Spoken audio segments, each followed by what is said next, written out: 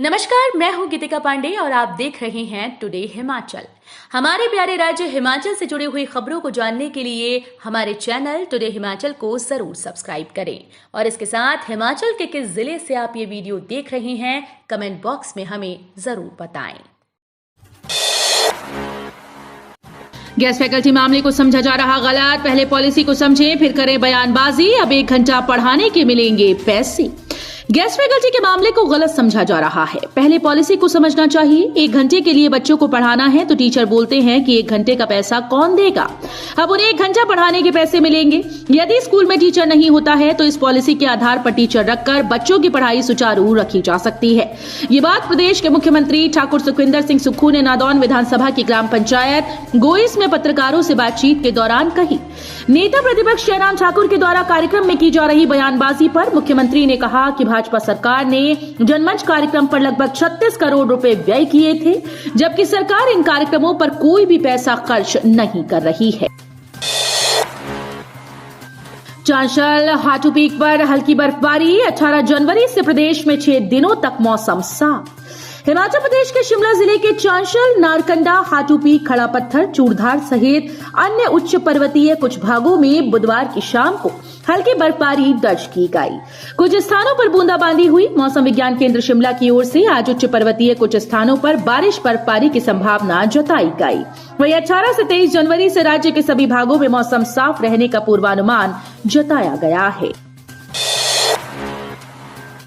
शहर से दूर प्राकृतिक की छांव में घूमने का लुत्फ उठा सकेंगे पर्यटक। हिमाचल ने विकसित की 13 नई साइट्स। सुकून की तलाश में देश विदेश से शिमला घूमने आने वाले पर्यटकों के लिए खुशखबरी है। शहर के बीचों बीच होटल्स में रहने की बजाय वे अब पर्यटक प्राकृतिक गोद में आराम से अपनी छुट्टियां बिता सकेंगे। राज्य सरकार ने प्रदेश में 13 नई इको टूरिज्म साइट्स विकसित की। खुद इन साइट को चलाने के बजाय इसके लिए निविदाएं मांगी हैं। निजी क्षेत्र के सहयोग से इन साइट को चलाया जाएगा। मुख्यमंत्री सुखविंदर सिंह सुक्खू ने हाल ही में वन विभाग की समीक्षा बैठक में अधिकारियों को इसके निर्देश दिए थे कि इको टूरिज्म साइट का मास्टर प्लान तैयार कर। ओपीएस का लाभ देकर भी सरकारी खजाने में होगी बचत। सीएम सुक्खू को बिजली कर्मचारी देंगे ब्यौरा, अगले 10 सालों तक का बताएंगे प्लान।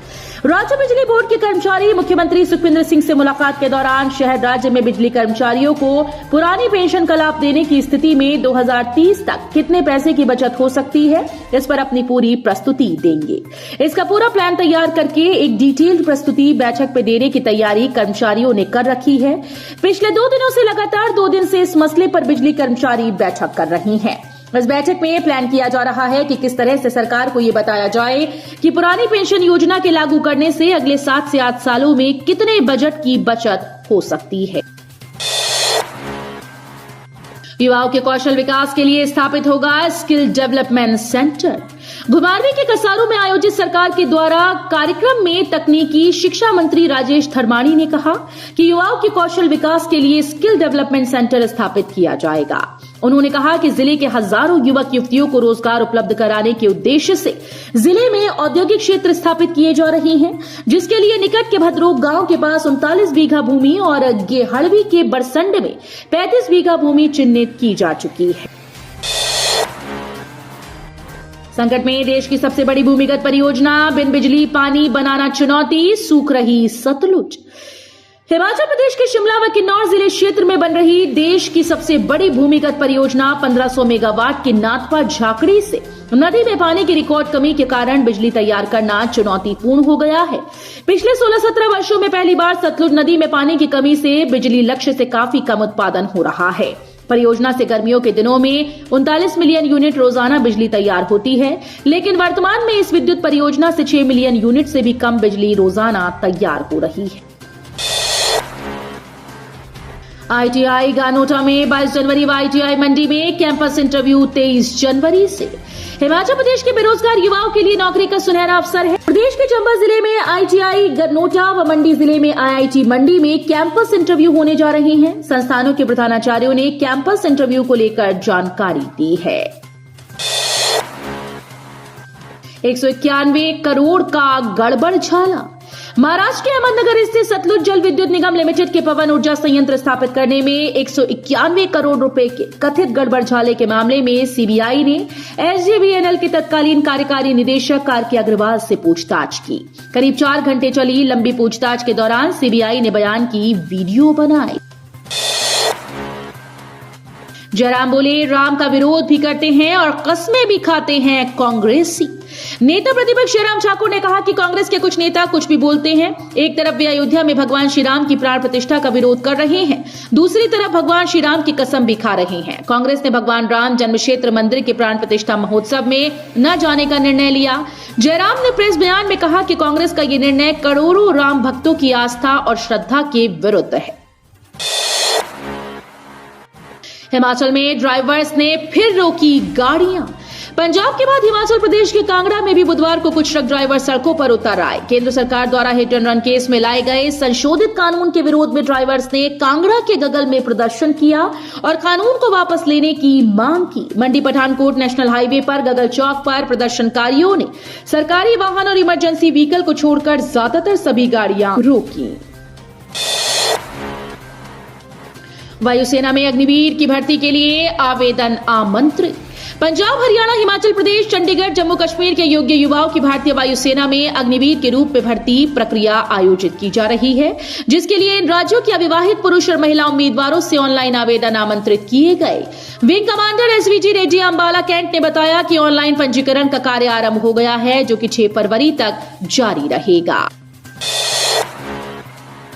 लाहल बाजार में 2 मंजिला मकान में लगी आग, मजदूर जिंदा जला। पठानकोट भरमौर एनएच किनारे लाहल बाजार में 2 मंजिला स्लेट पोश मकान में आग लग गई। हादसे में एक व्यक्ति जिंदा जल गया, वहीं लगभग 8 कमरों का मकान आग की भेंट चढ़ गया। प्रत्यक्षदर्शियों के अनुसार मकान में जम्मू कश्मीर की लेबर के 8 लोग रहते थे।